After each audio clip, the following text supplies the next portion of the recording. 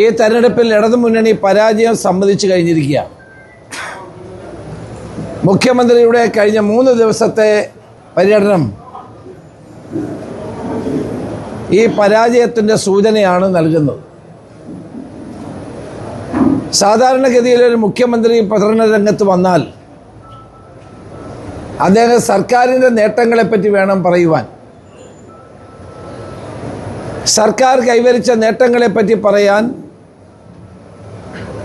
നിലമ്പൂരിലെ യോഗങ്ങളിലൊന്നും എന്തുകൊണ്ട് മുഖ്യമന്ത്രി തയ്യാറായില്ല? ഭരണ നേട്ടങ്ങൾ ഉണ്ടായിരുന്നെങ്കിൽ മുഖ്യമന്ത്രി അത് പറയുമായിരുന്നല്ലോ. അപ്പോൾ ഭരണപരാജയം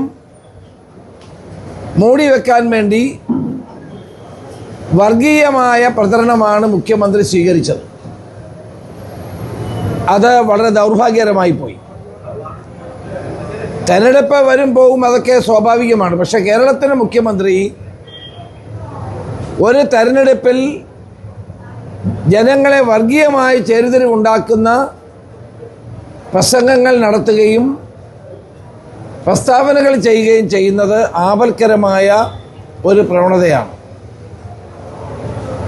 അദ്ദേഹത്തിന് ഭരണ നേട്ടങ്ങളെപ്പറ്റി പറഞ്ഞ് ജനങ്ങളോട് വോട്ട് ചോദിക്കാനുള്ള അവകാശമുണ്ട്, ചെയ്യാമായിരുന്നു. അപ്പോഴത് ചെയ്യാതെ വർഗീയമായ ചേരിതിരിവുണ്ടാക്കുന്ന പ്രസംഗങ്ങൾ നടത്തിയത് കൊണ്ടൊന്നും നിലമ്പൂരിലെ ജനങ്ങളെ കബളിപ്പിക്കാനോ വിഭജിക്കാനോ സാധ്യമല്ല.